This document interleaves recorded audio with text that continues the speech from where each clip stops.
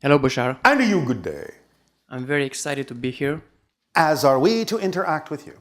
And before we begin, I would first like to extend my deepest appreciation for allowing us to interact with ourselves through Absolutely. you as a permission slip. It is our passion and our pleasure.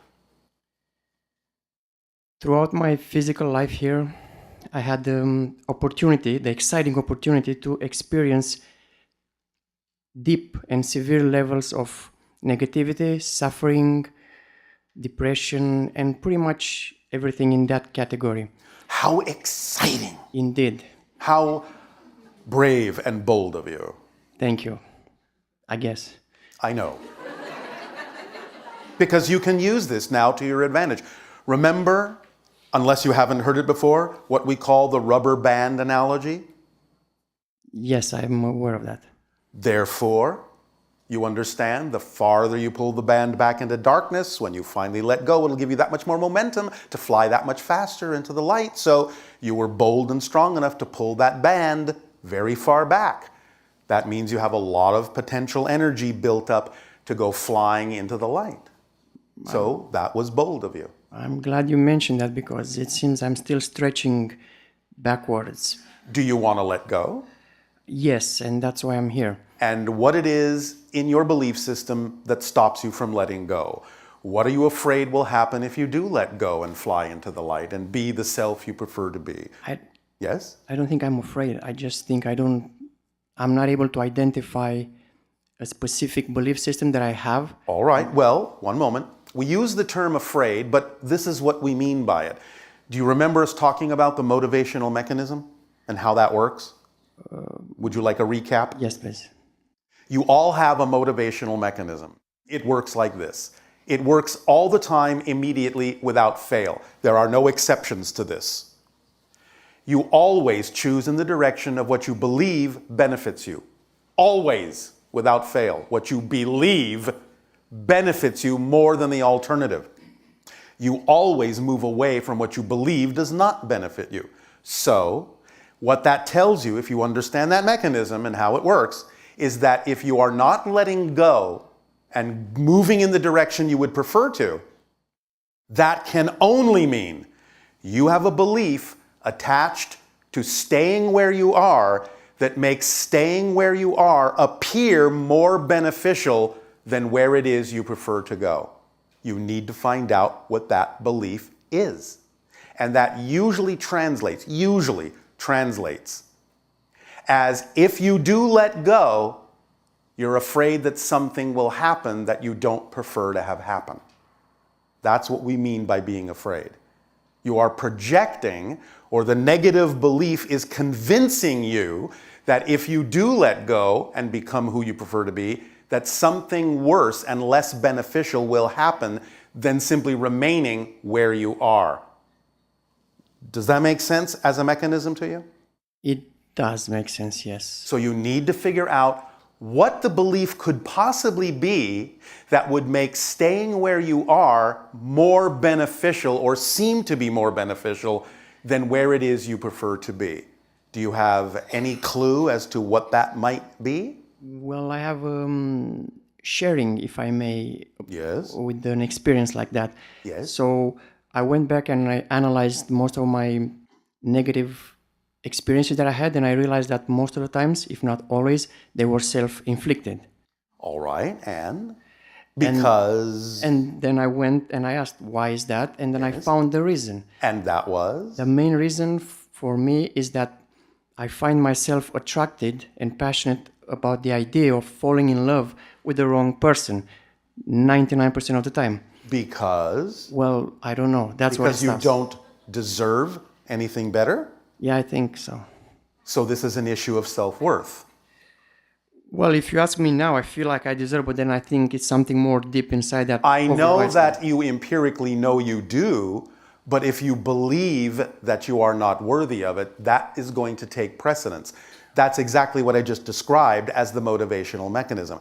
If the belief that you're unworthy is stronger than the belief that you deserve it, you will deprive yourself of what you deserve because that belief is stronger.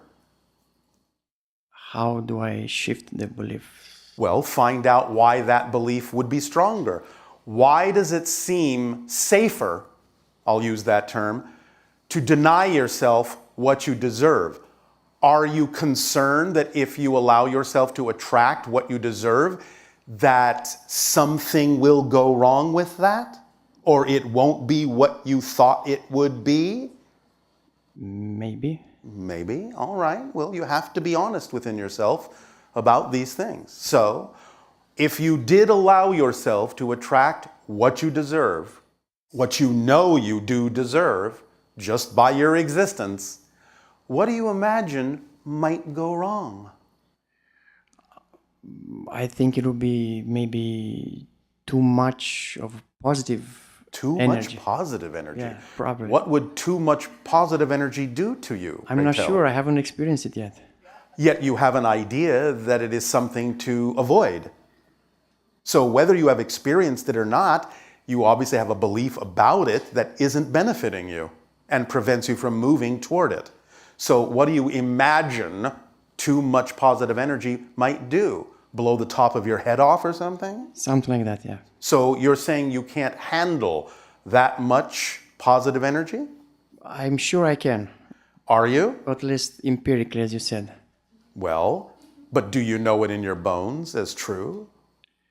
Or is it just an intellectual concept for you? It's just a concept. Why isn't it in your bones? Why don't you know it to be true that you can handle it? I'll give you a hint, unless you can figure it out. Please go ahead. All right. You have to look to your definitions of what it means to have positive energy, because you are creating a definition wherein having positive energy could possibly have something go against the positive energy, and that's not a definition of positive energy. You have a different definition. So you have to clarify and clean up your definition of what it is that's capable of happening when you create a positive state of being. Many people on your planet say exactly what you're saying.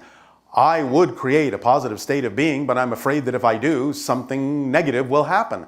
That's not a definition of a positive state of being. Nothing negative can happen in a positive state of being. Even if it looks like it's negative, even if somebody else defines it as negative, you will know that by staying in a positive state of being, you can only extract a beneficial and positive effect from it, no matter how it was created, no matter how it looks, no matter what anyone tells you about it. You know that by staying in a positive state of being, you cannot be affected negatively. That's what you have to know is the definition of being in a positive state.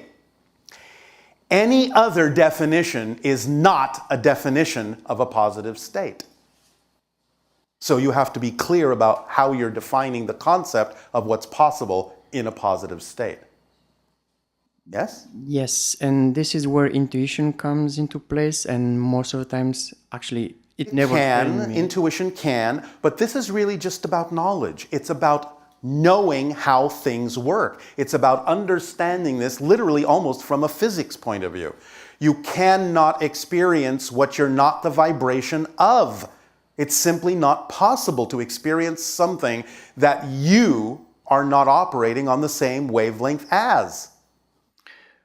Well, I'm glad you mentioned that, because there were cases when I felt extremely excited and positive Yes. and everything was wonderful, and then the outcome was completely different. That's because you are equating the idea of that outcome to being in the positive state, and that's not the case. I understand that physical reality and continuity can make it seem as if that was the outcome of the positive, excited state, but it wasn't. If you have an outcome that is actually truly negative, now I'm talking about something different than what you expect, because just because something unexpected happens doesn't mean it's negative. If you're labeling it as negative because you didn't get what you expected, that's the definition you need to change. But the idea is that if you do experience something negative after having been in a positive state, that negativity is not the result of the positive state. That negativity is the result of you leaving the positive state. And that means you applied a negative definition to what happened instead of a positive one. You can recognize that something that manifests may not be what you expected, may not even be what you prefer. But that's a neutral observation and does not insist that you have to define it in a negative way. You have to know that whatever happens in your life, whatever pops up, no matter how it looks, must be there for a positive reason. And if you stay in that frame of mind, you will be able to use even what you don't prefer in a way that you do prefer. That's how you use the negative positively. And then when you use it in a positive way, it will usually go away because you've used it up. There's no reason for it to hang around because you were willing to validate it as having a reason to be there that serves you, instead of assuming that just because something unexpected happened, something went wrong. That definition is what causes you to experience that something went wrong. The thing in and of itself doesn't have built-in negative meaning. Nothing has built-in meaning. You give it the meaning. Now, you may give it that meaning unconsciously and then see the negative result from the negative belief you applied to it so quickly you didn't even know you were doing it. But that's why it's so important to become aware of your definitions so that they don't catch you off guard by making it seem as if, well, that just happened out there. That's just because that's built into that situation. No, it never is. It's always coming from you.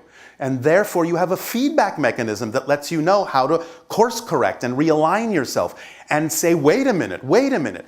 I don't have to automatically assume that just because I got something I didn't expect that that's a negative thing. Let me see how I can define this in a positive way that serves me.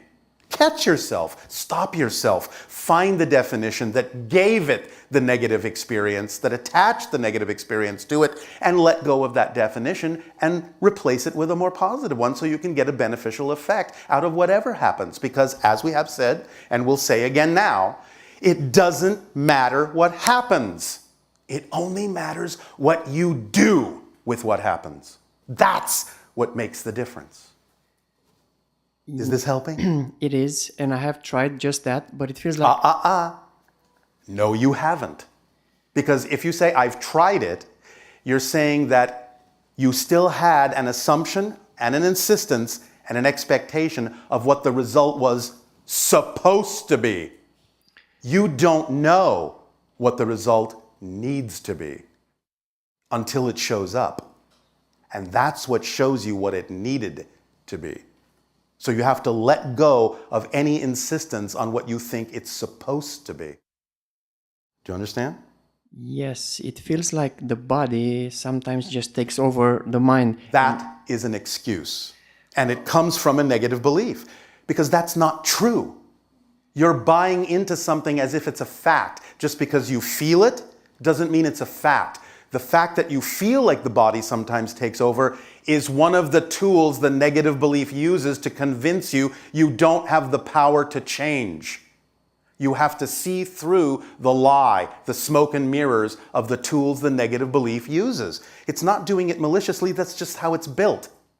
But you have to know that that's not true. In other words, when you hear yourself saying, or hear yourself even thinking, sometimes the body just takes over and I can't do anything about it, that's exactly, perfectly, and precisely the moment to stop yourself and go, wait a minute, that's not a fact.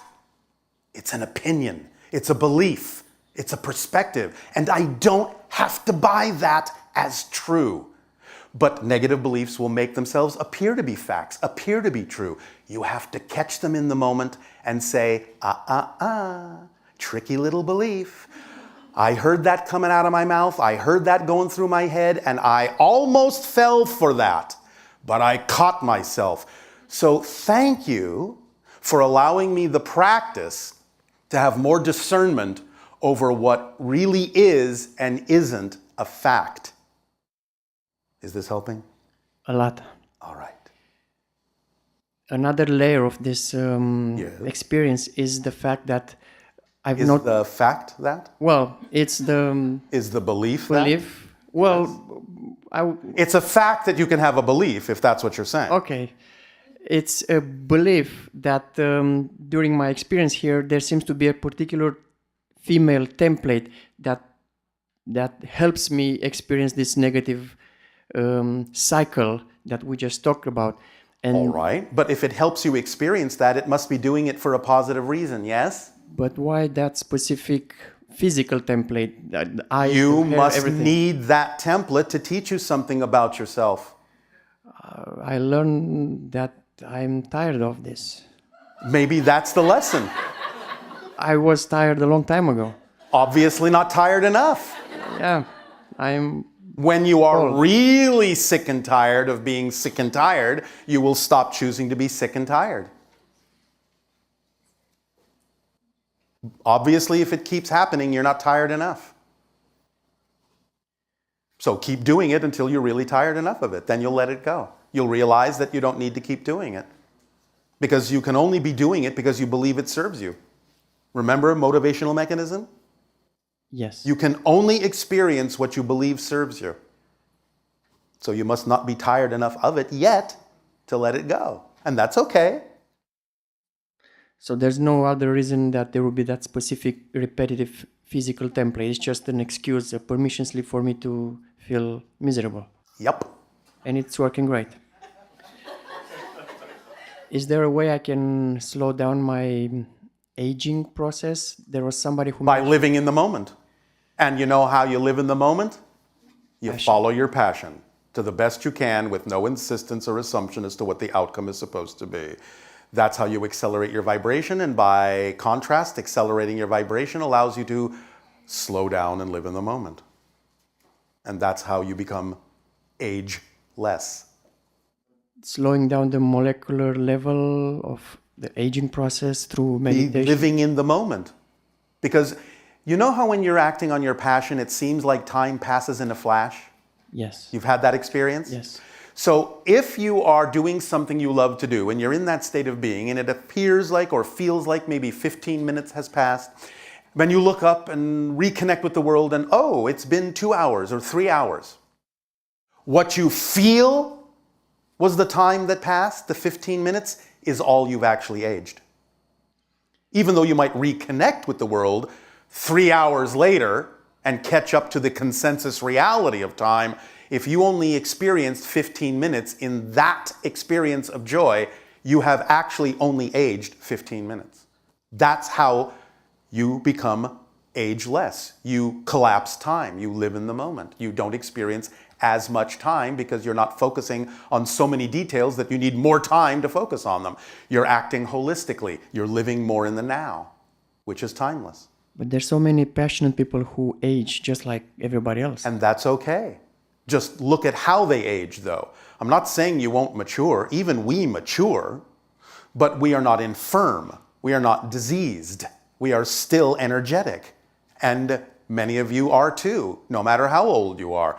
You're getting more and more examples on your planet of people that are over 100 who can probably outdo you. So the idea is to understand that that's possible, understand it's becoming even more probable, and allow yourself not to focus on that needing to be the outcome, but just focus on living in the moment and let yourself age and mature naturally for you. Because there is still a reason for that to happen in your society to a certain degree. Now, that will become less and less and less necessary over time. And for some individuals, it may not be necessary at all at any age, in any time frame, in any era. But the idea is that if it does happen while you're living in the moment, then there's a reason for it to happen that serves you. So stop having the insistence that something shouldn't be happening. Just use what's happening in the most positive way you can. That's the point of this conversation. Yes? Yes. Does that help you? A lot. All right. And one last thing. Yes? I feel like I'm absolutely ready to meet you in physical form. You are not. What happens if we do? You will blow up. And what happens if I'm okay with that? Well, then, what purpose does that serve? Well, I What guess we'll purpose find out. does that serve? Tell me what purpose it serves. What if we try in a lucid dream? Would that be... In a lucid dream is fine. So can we meet Because there? that's a different dimensional vibration. And there is, shall we say, less probability that our higher vibration won't overwhelm your vibration and force to the surface the things that you may not be ready to integrate within your psyche yet. This conversation between us has happened because you're still working on yourself. Yes? Yes. You're still holding on to certain vibrations that are wholly incompatible with the vibrational frequency on which we operate. We operate 10 times faster than you. It would burn you out. Therefore, the idea of incorporating this information is what allows you to accelerate yourself and become more vibrationally compatible. But the idea of being in another dimension, in what you call the lucid dream, that acts as a buffer. It's another reality that allows us to be more vibrationally compatible without negative effect to you in terms of your physical journey. And obviously, you are still on your physical journey and still exploring the idea of belief systems within you that don't serve you. And therefore, it would not really serve you for us to interact in your physical reality at this time. Please understand, we've done this before. We know what we're talking about. And we will do nothing that in any way, shape, or form, from our perspective, in our experience, would bring any degree of harm to you. So we cannot do that yet. But there will be potentially a time in which that could happen. The more you live in the moment, the more you accelerate your vibration, the more you become vibrationally compatible with us. And so in time, in perfect timing, then something like that could happen. You need to increase the probability by being more of yourself first. That's the process. That's contact. But you're having contact right now anyway. So the idea of physical contact with us can't be made to seem better than the kind of contact we're having right now. This is how it works. And you have to simply trust that we know what we're doing. All right? I trust you. Thank you. Our unconditional love to you. Pleasant dreams. Thank you.